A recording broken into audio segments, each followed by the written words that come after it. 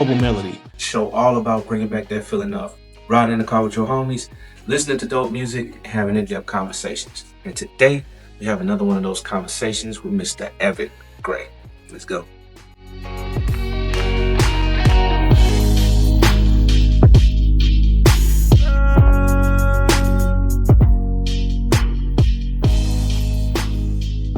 What's up, my dog? What's good, family? Good to see you, my boy. Good to see you, fam. Good to see you, bro.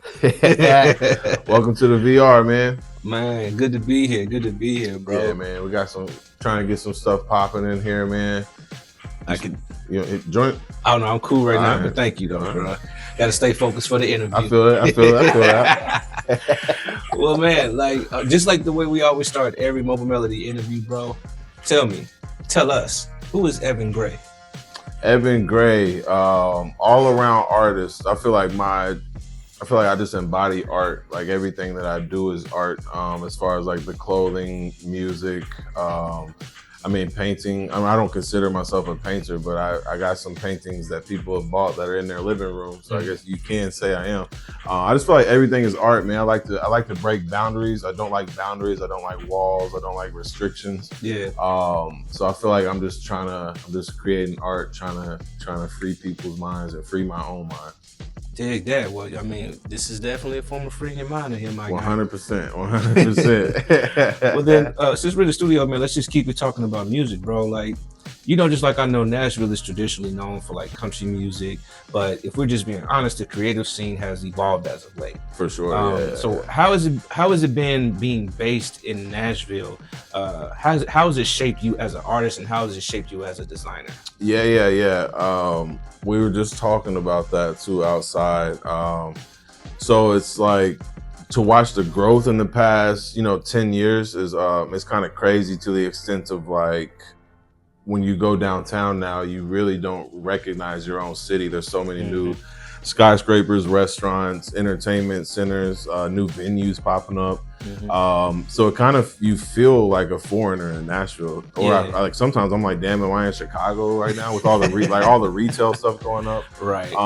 But then like as an entertainer, as an entrepreneur, there's so much potential and so much money here right now. So it's kind of like a double-edged sword. I don't know. Yeah, it's tough.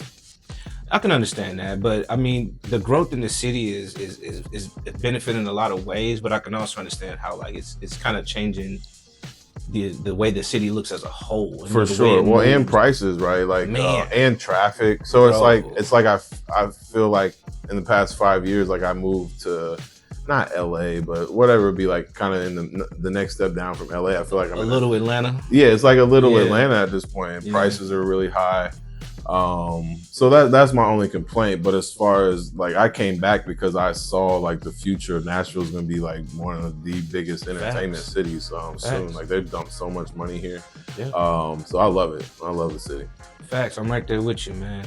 And being that we're in the VR world here, bro, like, let me ask you, does this feel like an extension of your normal creative process when you're recording in the VR world, or is this something a little different? This, that's a good question. I wouldn't say it's an, it is an extension, because I feel like everything I like experience in life would give me something new to write about or some new perspective, right? So I feel like this just gives me that cyberpunk, that futuristic, like what is the next social media? So yeah, I feel like it definitely like directly correlates to how I create, because I may have to adapt to something like this in the future. Yeah, I can see that. We was in here freestyling a little bit ago, bro. Right, so. For sure. And they got ciphers in here sometimes where you got like 10, 15 people in here just having fun ciphering. So it's really cool. It's fun. Yeah. Well, sticking to talking about creating things here. I understand you have a project coming out with Injustice, man. Is that true? Yeah. Me and my boy Injustice. Shout out 6'1" Tribe too. But yeah, me and Injustice have our own collab project coming out end of March, pretty soon actually. Maybe early April. We're working on some distribution stuff. But yeah, within the next couple of weeks for sure. Yeah, how was it? How was that creative process with one working with a member of the tribe already, but two, just trying to create something different? Yeah, that was cool because we'll also shout out Just Vibes. He produced the whole thing. Yeah, he's one of my favorite, if not favorite, producers in the city for sure. So it was cool because it was. I mean, those are my dudes. Like outside of any business or music, those are my homies. So that's why we called it Spark Up. The name Spark Up Notes, because a lot of it really was just us. We said 2 days. We went to Justice's house in his studio. Justice was making the beats. We was just rolling up. We was just rolling up and recording, man. It was like super chill, super relaxed. And me and Injustice have a similar, I wouldn't call it conscious rap, but a lot of like storytelling and stuff like that. So I feel like we blend together really well. So it was a really fun, like seamless process. that's awesome, bro. Well, if I was a new listener, or for the people who are going to be listening to the project, what type of vibe can they expect when they press play? Well, from the name Spark Up Notes, it was created with a lot of marijuana. So it's definitely a lot of chill vibes. Just Vibes is like famous for his samples, right? So it's a lot of soulful samples, a lot of there's some storytelling on there, and then me and Justice just coming with bars, right? So For sure. yeah, more very very laid back soul hip hop. I like that laid back soul hip hop. That's a great way to describe that, man. So it's like a vibe. It's a vibe. The whole project. 100%, just a vibe, chilling. Spark up to it. Dig that. Y'all remember Spark Notes as a kid? The first Chat GPT. No. Y'all don't know Spark Notes, bro? So when you had a book to read, you would just go Spark Notes, and Spark Notes would basically summarize the whole book. Oh, we called it Cliff Notes. When I was same thing. It was the same. It was like yeah. So okay, yeah. Never heard of it. Spark Notes. I just learned something here. Yeah, Cliff Notes and Spark Notes, same thing. Dig. Well, man, I know there's a lot to show in here, bro. I know the studio's just one part Studio's of it. just one part of it. I know, right? Yeah, I know you said a boutique, and then also a venue, right? Yeah. There's a venue. So I've performed probably 4 to 5, I think 5 shows in VR in Horizon so far. Yeah. And they were all really dope shows too. So I want to take you to one of the venues to kind of show you what the club is like and how you can do shows in virtual reality. Okay, let's do it. You lead the way, homie. Let's do it. No, mine didn't do nothing. You gave me 2. You gave me 3. Throw it back. No, hold on. It's just sitting there. All right, never mind. You done had one too many. Yeah, pretty much. Well, introduce me to the place. Where we at, bro? All right, so this is called Gatsby's Bar. There's tons of clubs in the VR, right? But I like Gatsby just because it's kind of simple. It's still active. People are still in here, and it's one of the places it's one of my first places I performed at in here. So yeah, man, we're gonna take a little look around. We got some people in here today, as you see. Yeah, I see it's cracking in here. Wow. We got some cool folks over here. What is he doing with his arms? That's crazy. I'm not sure what he's doing. And then I'll show you the little venue over here too. Did good. Let's go. Oh, it's really live in here. What up, B? Yo. What up, B Hest? What's happening? Nice dress, B. Nice dress. So you can come over here, play some ping pong, you know what I mean? Or not ping pong, beer Beer pong. pong. That's wild. Oh, damn. You gotta work on your form. Okay, never mind. Man, it's been a minute since I was in college. All right, so here's one of the venues, right? So you get up here, you have to have access to get up here. You have to be allowed to perform and stuff, but you be up here performing. You got the people over here chilling in the VIP lounge. Am I sitting down? I am sitting down. You can sit over here and chill. Or we got a nice little beach over here, you know what I'm saying? Yeah. Well, man, so you actually do live shows here? Yeah. They still do a lot of live shows. They do music shows. They have like comedy nights. They got like karaoke nights. There's a lot of stuff still going on. Yeah. Well, that makes me have a question for you, bro. Now, when you're talking about the real world and just putting together experiences or events, there's, limitations that you have, like budget, venue, advertising, things of that nature. But I would imagine here in the VR world, a lot of those limits, it disappear. So would you say that it's more of a benefit to be able to perform here, or is it pretty much kind of like the same thing as reality as far as planning and executing? I think the difference would be like I don't know. That's a good question. The hardest part for me is like how many people have headsets that are also your clientele base, right? So how many people actually like me and they have a headset, or like how many? It's hard. I feel like it's really hard to promote it. How can I tell everybody in Horizon Worlds that there's a show going on?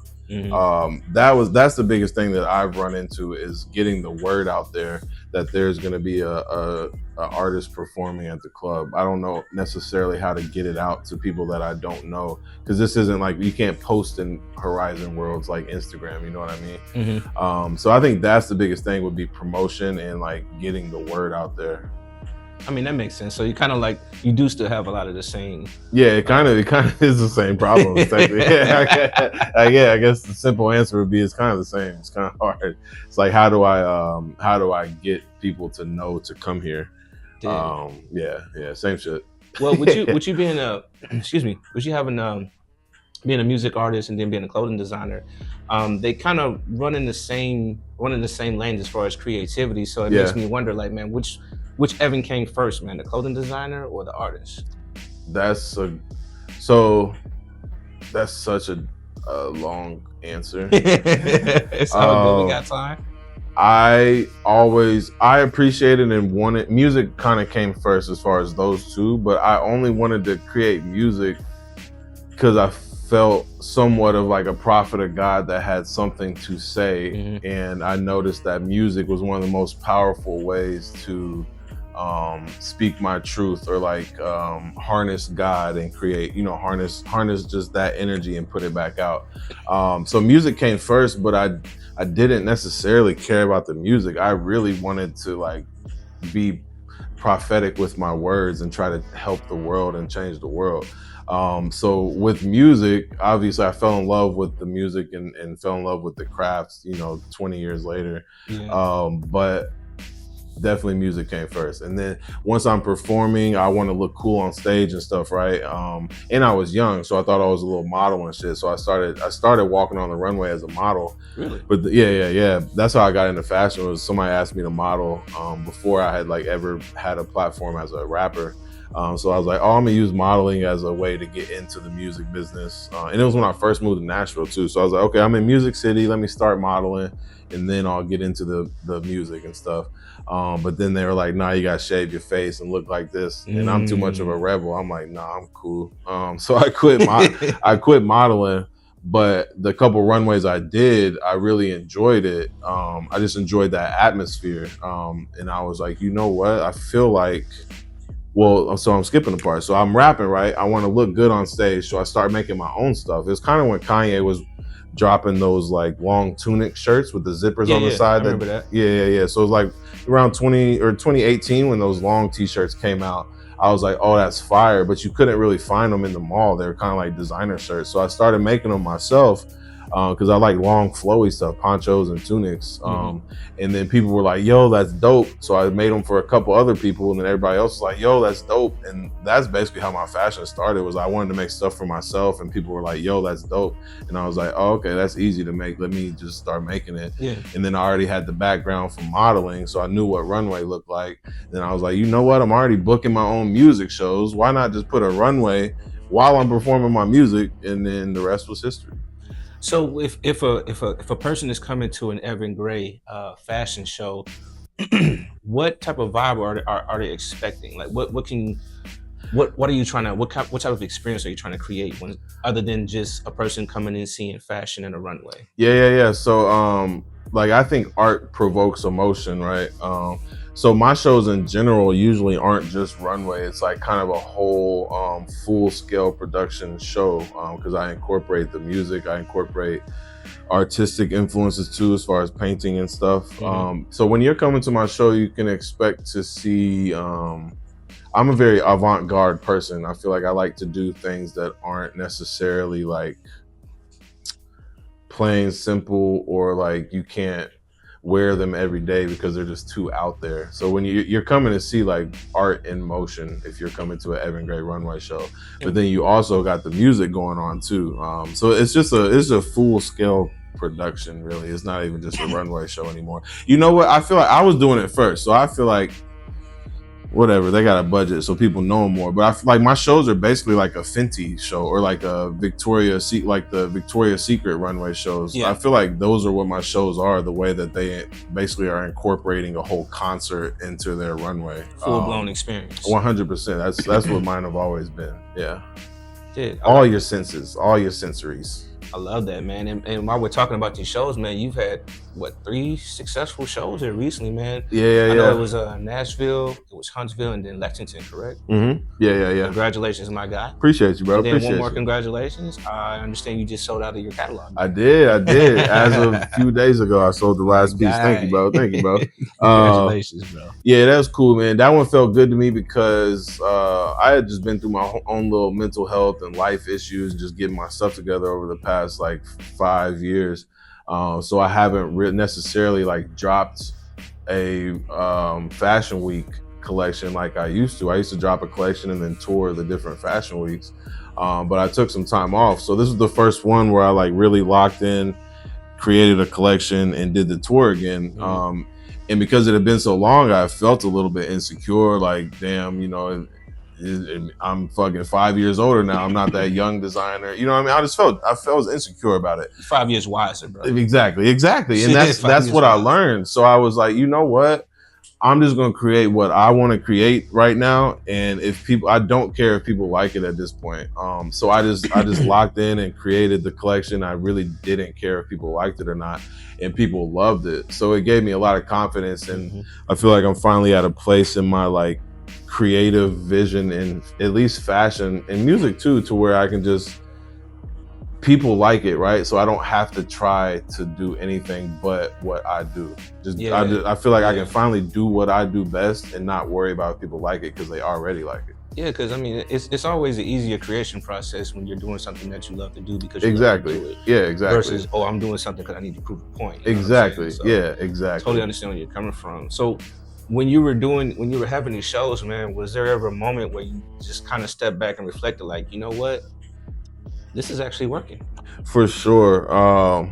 Especially this show or this series of shows. Like I said, it was just there was a lot of love, and I intentionally only created what I wanted. I literally didn't care if anybody liked it, and I got a lot of love. So it hit different because I didn't try to create it for anybody else. Yeah.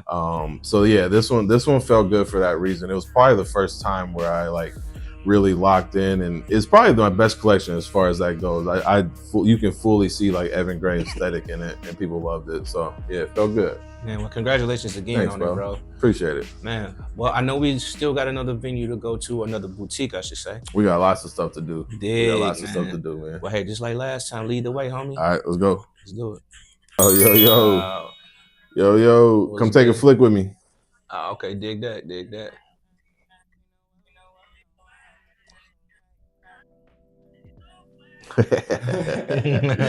What's up, dog? Can't call it, man. So this is what it looks like to have clothing for sale in Melodic. Yeah. So this is actually a new thing too. When I first got into the VR like 3 years ago, they weren't allowing sales yet. Like Meta didn't allow sales. So if you were a designer or a coder and you wanted to build something for somebody, you just had to like Cash App them or something like that. Yeah. But they finally passed it. It's finally monetized now. So you can actually open up stores. You can sell all these clothes for people's avatars. So that's really what I want to try to build on in here too. Is building like even a VR fashion week. Like imagine if some of the fashion weeks got involved. So just runway shows in VR, but now you can also open up your own boutique and sell it. So yeah, imagine if this was just a whole Evan Gray store, right? Where everybody could wear Evan Gray stuff as their avatar. That's the goal. That's the vision. So, excuse me, now that Meta actually has made it official to where you can actually buy things in here. Do you think that's going to benefit the VR world as far as on the fashion tip goes, or do you think that's going to cause problems? No, I think it would benefit it for sure, especially if larger corporations become a part of it, to where you can buy a Gucci hat for your avatar. I think people, just like NFTs, right? People were buying dumbass NFTs just to stunt on people, right? Just to say, just to say I got a it. monkey or I got an ape in NFT. Nobody cares. So I feel like people would do the same thing. Like, oh, I got this $500 Gucci avatar hat on just to stun on people. So yeah, I think it could help. I think it could help monetize stuff. And just the same way as like, social media has already moved basically to content creators, right? They just want people creating content. So I feel like it'd be similar in here. They just want people creating and selling anything they can, honestly. Huh. Well, I mean, it looks like they got a good start so far. Yeah, for sure. And some of these clothes are dope too. Yeah, no, I was definitely looking around in here, man. No. But see, my thing is like, I know Fendi didn't okay this, and I know Off-White didn't okay this. So I don't know what copyright, I don't know what would happen with that. But I got my own brand, so I don't worry about that. Yeah, exactly. Not even a problem, yeah, bro. I don't worry about that. So I've always thought that music and fashion are, like I said before, they're synonymous with each other, bro. Yeah, absolutely. When you're in creation mode, are you thinking from the perspective, and we're talking about fashion, but are you thinking from the perspective of a fashion designer creating a statement or a musician creating a vibe? I feel like the hardest part for me in creating in general is creating a vibe. I'm like overly political. I'm like kind of radical. So like I'm always trying to make a statement. So sometimes I have to reel myself back in to make sure that people can also vibe. Because I'm very over the top, political, radical. Like I have something to say with my art, so it's harder for me to reel it back into a vibe. That's understandable. I mean, I would imagine you would have to do it that way in order to even get things accomplished. You know what I'm saying? For sure, exactly. Or I just seem like a martyr or something. Yeah, like yeah. Like because a creative vibe can actually just you can be working on something for forever, and then it may not even come out, type of deal. Exactly. So. Yeah, exactly. But I've been trying to, even stuff like that's one thing that I've allowed myself. So this kind of goes back to how I said I just created the collection without caring if anybody likes it. A few months ago, I dropped an album called Rough Draft with like 30 songs just from the past like 8 years, just because in that mindset of like, I'm tired of being insecure about my art or holding on to it. Like, World War III could be at our doorstep. So I'm kind of at a point in my life right now where like, I don't care about perfection. I don't care if people like it, but I am about to put all my art out into the world so that I don't have any regrets. So I've kind of been on that lately, man. Like I'm not holding on to shit. I don't care if I don't even like it that much. I'm like, you know what? Somebody care. Don't love it, bro. Yeah, somebody might don't care, man. Just put it out. So if somebody was to come into a boutique and they say, oh, this is pretty dope, who made it, or it's an Evan Gray, one of one, what are you hoping that they feel when they wear your clothing? Yeah, I like making people feel free as themselves. So I want people they're gonna feel differently depending on the person they are. So like I may make some type of long flowy poncho for somebody because they want to walk around and feel flowy and feel grandioso or something. So that's why I want them to feel I want the clothing to represent how they feel and make them feel like themselves and free. But there may be a woman who doesn't want that. She wants a really like sensual dress with like her legs out, and that makes her feel free. So each person is gonna probably get a little bit different thing from me as far as like what I'm trying to give them. But I just want people to feel free, man. Like you wear clothing every day, right? So it does say something about you, even if you're wearing something humble, that says something about you, right? So clothing, I feel like, is one of the biggest forms of expression because it's the first thing people see on you as well.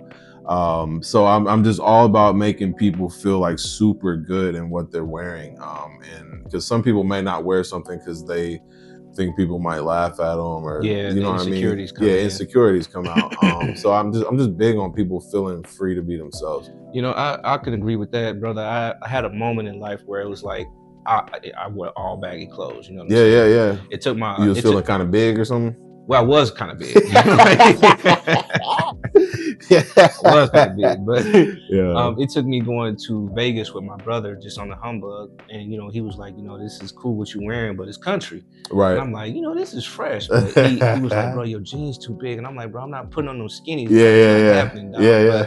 But he ended up taking me shopping, bro.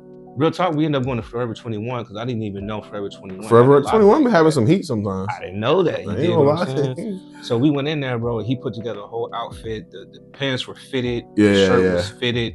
And bro, I was fly. I felt it. You know what I'm saying? I was like, it's you know, I'm in it. You know what I'm saying? Yeah. And I got feel that like you feel me? and that's kind of part of that was basically what I was trying to explain is some people may not have the courage to wear something that can make their confidence go up or make them feel better. So I like creating like pieces that are a little out there, but when people wear them, it like boosts their confidence a little bit. Yeah, I mean, fly is fly at the end of the day. Yeah, exactly. Yeah, so that's a good example. You feel good, you play good. Look good, feel good, play good. Yes, play sir. good, get paid good. You know dig what I'm saying? Bro, so if we're talking about just where you are in life right now, man, and there was a soundtrack and an outfit to describe where you are in life, what would it sound like and what would that outfit look like? Soundtrack and an outfit. Yeah. I'm not gonna choose any of my own stuff. You could. Nah, I'll make it more fun. Soundtrack to my life. Not Cuddy, nah. Soundtrack to my life. Probably. Man, I might be in my Magna Carta Holy Grail shit right now. Okay. I might be on my Magna Carta shit right now, man. Only in the sense of like I said, I'm feeling kind of free because Magna Carta is kind of about like free speech, right? Right. Yeah. So that's what I'm thinking, bro. I'm feeling kind of free. I'm a little bit older, right? I'm older now, I'm more wiser. I'm a lot more business mindset. I'm not just that young artist who's just out here running the streets in the studio till 4 a.m. doing whatever just because you think because you can. Because exactly. I'm just locked in right now. So I think Magna Carta is probably my thing. So would you say you found your purpose? I think that I allow myself to change and evolve a lot. I have my purpose right now. I'm sure my purpose will change. Yeah. And I'm sorry, I totally interrupted your thought because you just inspired that question. But what would that outfit look like for you? Right now, man. I probably right now, I think I got on like a black mask, right, with black diamonds all over it. A long ass black fur trench coat dragging on the motherfucking floor. Some black leather pants. And no shirt, nigga. No, it's like hey, no shirt works. What about the kicks though? What you gonna do for the kicks? Man, I'm a Yeezy dude, bro. I like to support my boy Yeezy, man. So I'm probably rocking some Yeezys. I ain't mad at that. I don't know which Yeezys I'd have to see, but probably rocking some Yeezys, man. I'm always show love to my boy. And you'll be comfortable. Oh, super duper. His flip flops are still the most. I got them on right now. Still the most comfortable flip flops I've ever worn in my life. I'm gonna have to give me a pair, man. Any pair of Yeezy flip flops they're like clouds, bro. It's crazy. Dig. Well, man, I always like to have my guests give some inspiration to those who may be wanting to take the type of steps that you're taking right now. Mm-hmm. So for the young, entrepreneur, or I'll be specific, for the young clothing designer who has a lot of the basics, but may not have the courage to step out there and just really get out there and do it. Yeah. What advice would you give them? Man, so it sounds silly, but like just doing it has always been my best approach.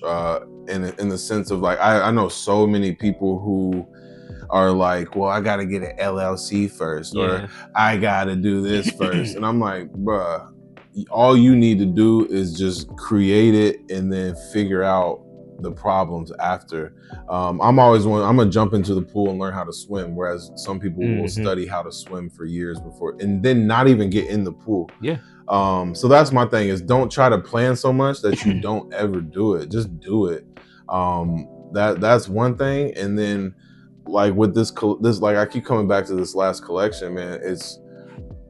So with me, right, I'm not a seamster. I didn't go to school for sewing. And I haven't been sewing for 40 years, like a lot of the grandmas or a lot of the people who you would see sewing. Yeah. So when it comes to like little hems or like little details and stuff, I'm not the best. And sometimes that does discourage me, right? Like I had beefs with Nashville Fashion Week and people like that who would say that my hems weren't good enough.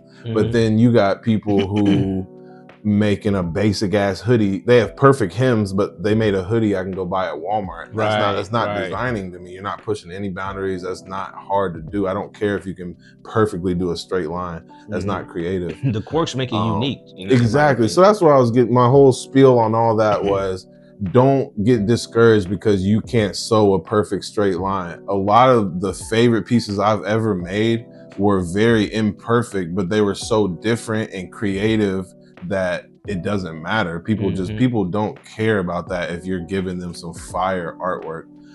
So don't get discouraged because you can't do a straight line. Most of my shit looks a little funky, but it's just so dope. It doesn't matter.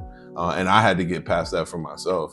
Man, I think that's great advice, bro. Like, I know my son is a creator as well, and I think he's gonna benefit from hearing what you just said. For sure, yeah. And I remember talking to him and kind of telling him that, like, most people, it's kind of like rapping too. Like, you know how many times I've been on stage and forgot a couple lyrics? Nobody can ever tell unless you're like, oh, I messed up. Nobody knows that you messed up. Just keep moving, man. So just, and that comes back to, you know, I said it 20 times. I like to create freely, and I like to project freedom onto other people who are receiving my message. So just create, just do your thing. Dig that, well, man. Dog, I do have another set of questions I want to ask, but I want to ask those in the real world. Yeah. Okay, that's dope. Okay, bet. So thank you for we're not in the real world? That's crazy. No. I forgot. Yo, thanks for coming out to me in the VR though, for real, hey, man. Love is love. Yeah, for sure. But Yeah. All right, dog. I'll catch you at IRL, as they say. You did.